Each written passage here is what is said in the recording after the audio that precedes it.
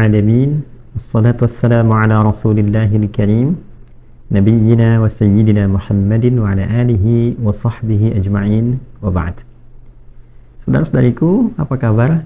Semoga kita semua dimanapun berada tanpa kecuali senantiasa disehatkan, dijaga oleh Allah Subhanahu wa Ta'ala, sifat dan sikap kita senantiasa berada dalam suasana yang baik dan melahirkan perilaku juga yang mulia yang diridhoi oleh Allah Subhanahu wa Ta'ala. Nah, teman-teman, tentu membuktikan menjaga keutuhan itu tidaklah mudah. Apalagi bila kita melihat dari sisi lingkungan tempat kita berdomisili saja. Ada kalanya orang-orang yang tinggal di komunitas yang muslimnya banyak, mayoritas, atau di dunia Islam pada umumnya, tentu ini memudahkan kita untuk menjaga nilai-nilai keislaman. Tantangannya mungkin terasanya sedikit lebih ringan. Masjidnya banyak, yang pakai kerudung untuk perempuan juga banyak, motivasi untuk berinteraksi kebaikan banyak. Berbeda dengan kondisi-kondisi tertentu, yang satu secara lingkungan boleh jadi muslimnya sedikit, komunitasnya menjadi minoritas, atau juga boleh jadi di tempat yang Islam namun nilai keislaman tidak diterapkan dengan baik, atau boleh jadi dalam konteks tantangannya tidak mudah untuk dilakukan. Itu bisa kita temukan di beberapa daerah yang populasi muslimnya mungkin mayoritas tapi penerapan hukumnya sekuler atau hal-hal yang terkait dengannya. Ada hal yang cukup menarik untuk kita garis bawahi dan menjadi catatan penting, khususnya terkait dengan muslimah dimanapun berada. Tentu di antara tanda-tanda ketakwaan itu ada implementasi yang kita dapatkan dalam kehidupan berupa tanda-tanda yang Allah kenalkan langsung sebagai jati diri seorang muslimah. Kita beri contoh misalnya jilbab yang dikenakan hanya oleh muslimah, tidak oleh muslim, oleh perempuan muslimah yang beriman, tidak oleh laki-laki. Nah, teman-teman, bagi yang muslimah, saudariku dimanapun berada, baik adik, kakak, ataupun juga turunan-turunan yang lain, para ibu, para akhwat, tidak mudah untuk mengenakan jilbab ini dengan kondisi yang dipertahankan dalam hal-hal yang spesifik secara islami mesti digunakan. Yang saya maksudkan, di lingkungan yang saya sebut tadi, adaptasinya mudah seperti di Indonesia atau di tempat-tempat yang muslimnya banyak atau di pusat-pusat keislaman, sehingga menjadi karakter bahkan jadi budaya, itu nyaman digunakan. Namun ketika satu petualangan atau mungkin tuntutan baik pekerjaan ataupun juga sekolah, kuliah, berpindah ke tempat lain yang karakternya berbeda, kan? Kemudian budayanya tidak sama, sehingga membentuk satu cara pandang yang berbeda. Merasa seakan-akan yang berjilbab ini kok beda dengan yang tidak berjilbab. Cara pandangnya lain, karakter budayanya berbeda. Sehingga para saudari kita yang tidak memiliki kecukupan bekal atau kemantapan tekad dalam dirinya untuk mempertahankan jilbab, kadang-kadang bisa terpengaruh, goyah, dan tidak sedikit kemudian yang sangat disayangkan menanggalkan jilbabnya. Dan yang lebih mengkhawatirkan adalah, nah ini poinnya, mempublikasikan proses penanggalan itu, ya, sehingga semua seakan-akan mesti melihat bahwa saya sekarang telah berubah, tanpa disadari bahwa perubahan itu sesungguhnya sedang membawa kepada dampak-dampak yang secara pandangan keislaman tidak ideal untuk bisa dilakukan. Oleh karena itu, penting sebagai tambahan informasi, penguatan keilmuan, sehingga dengan penguatan informasi dan ilmu ini kita paham, oh basicnya ini loh, perempuan muslimah itu berjilbab tuh karena seperti ini, sehingga kita punya wawasan yang lebih luas, punya keyakinan yang mantap untuk berjilbab, dan punya kebanggaan untuk melakukan itu. Dulu saat di awal periode Nabi SAW hijrah dari Mekah ke Yathrib, nah, yang kelak Yathrib ini akan berubah menjadi suasana kota yang mencerahkan, sehingga disebut dengan Al-Madinah Al-Munawwarah, ya, kota yang mencerahkan, membawa perubahan cahaya-cahaya kebaikan. Dari yang tadinya kacau secara ekonomi, kemudian juga kacau secara sosial, dinamika masyarakatnya itu dekat kepada hal-hal yang kadang-kadang mengganggu, ya, stabilitas, permusuhan, dan sebagainya. Maka Nabi SAW ketika berhijrah, Allah berikan petunjuk pada beliau dalam durasi yang sangat singkat, bisa merubah itu pada tatanan kehidupan civil society. Jadi masyarakat madani yang begitu baik, begitu rukun, begitu kuat akarnya. Dan dalam tahapan-tahapan itu ada juga beberapa drama-drama yang terjadi. Apa diantaranya?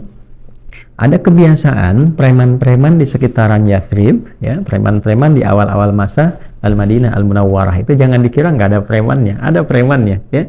Nah, itu suka ganggu perempuan. Khususnya kalau malam-malam perempuan itu ingin, mohon maaf, menunaikan hajatnya, dia keluar, ya, mencari tempat-tempat toilet umum, gitu ya, dalam kondisi di masa itu tentunya. Nah, ini seringkali ketika keluar malam itu mendapatkan gangguan dari preman-preman. Nah, penting diketahui teman-teman, landscape masyarakat pada masa itu, di era itu, dan Islam kemudian datang memberikan perubahan untuk mengarahkan pada kehormatan. Nah, di era itu perempuan terbagi pada dua bagian, pun demikian dengan laki-laki nanti, ya. Ada statusnya perempuan-perempuan yang merdeka dalam status yang terhormat, ada perempuan-perempuan juga, saya khususkan perempuan, yang statusnya menjadi budak. Nah, di era itu perbudakan masih ada, ya, era jahiliyah, bukan hanya di lingkungan masyarakat Jazirah Arab, sampai kita lihat di Eropa pun, ya, di Yunani pun, kemudian juga tempat-tempat yang lainnya perbudakan masih marak. Dan dahsyatnya Islam datang untuk mengentaskan semua sifat perbudakan itu. Jadi sebelum piagam PBB itu hadir, Islam jauh lebih dulu mengantarkan nilai-nilai kesetaraan dalam kemanusiaan dan nilai-nilai berkeadilan.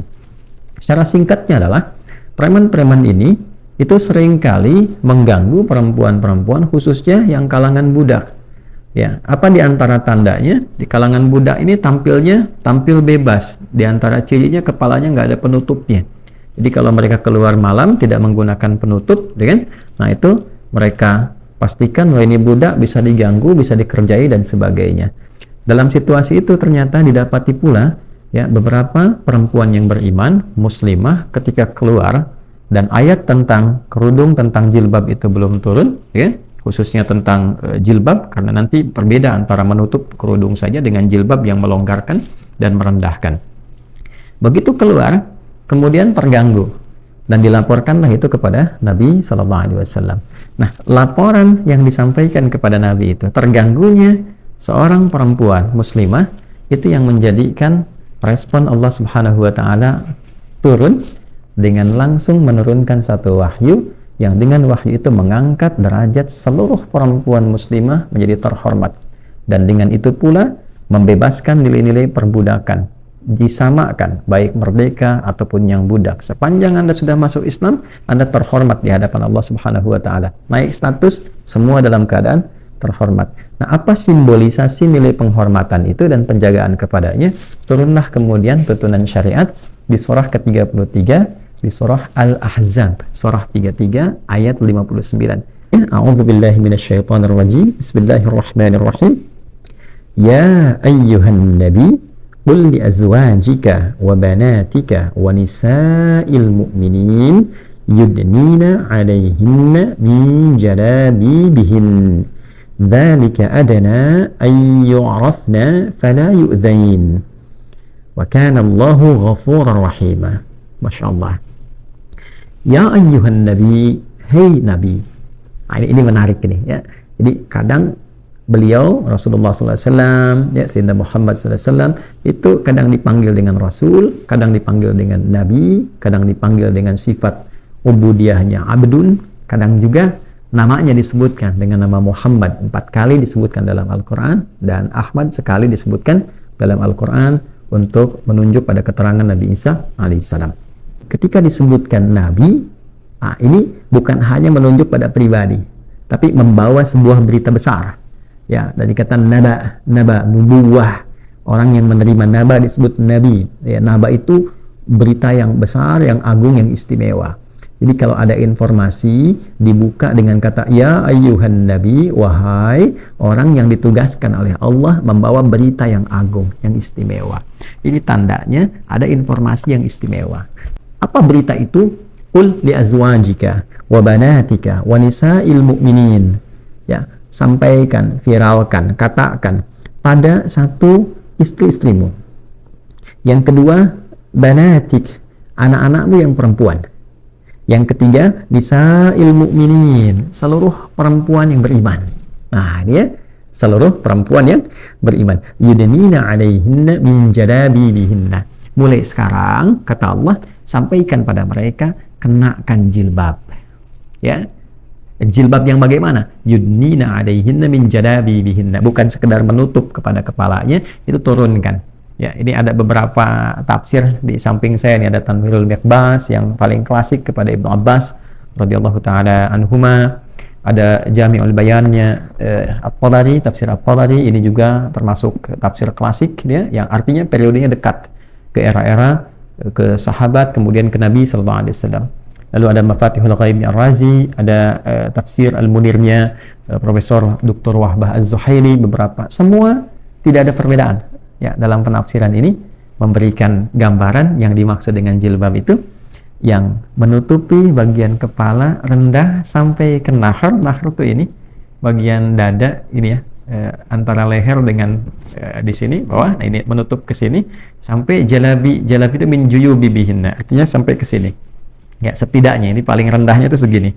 Tutup sampai segini sehingga tertutup bagian-bagian terutama aurat pokoknya gitu kan. Perempuan kan seluruh bagiannya aurat kecuali nanti beberapa yang tampak illama dhahara minha kan.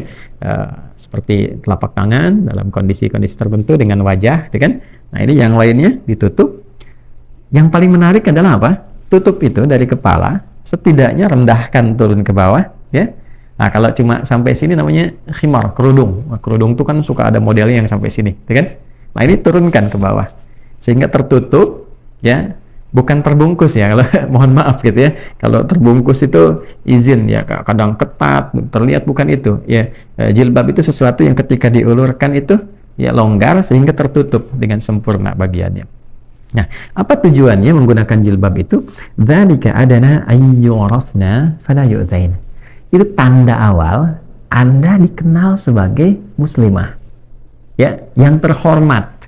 Nah, yu'rafna di sini ada tafsiran pertama di kalangan ulama itu untuk menunjukkan satu ya bagi perempuan-perempuan yang merdeka khususnya gunakan itu sehingga merubah kesan bagi orang-orang yang bertindak kriminal ini ya dengan mohon maaf hasrat seksual dan nafsu yang kurang bagus ini ya mengetahui bahwa oh ini perempuan terhormat ya, ini orang merdeka.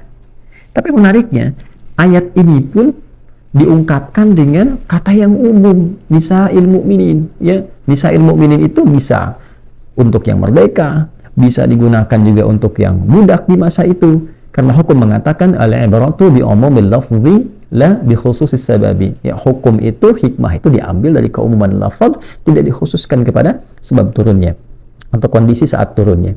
Maka ayat ini memberikan gambaran besar pada saat itu diturunkannya ayat jilbab. Satu, untuk mengangkat derajat muslimah menjadi terhormat di hadapan Allah.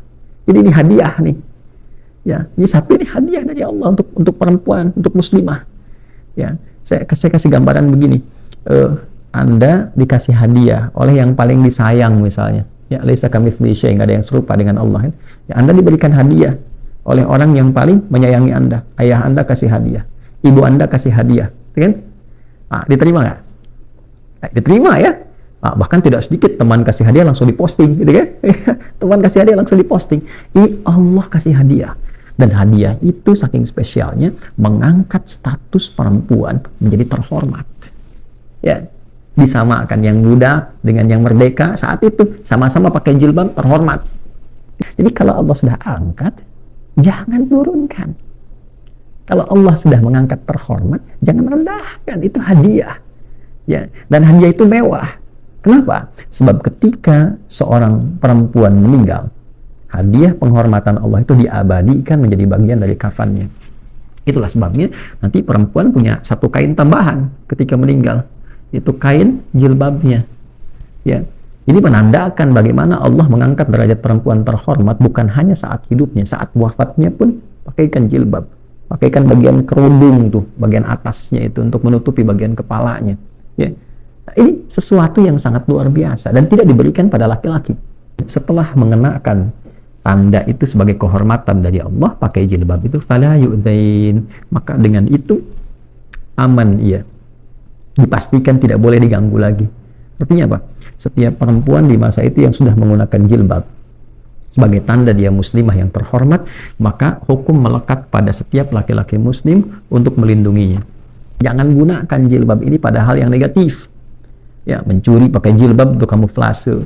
Ya, pakai jilbab kok korupsi misalnya, itu dosanya besar.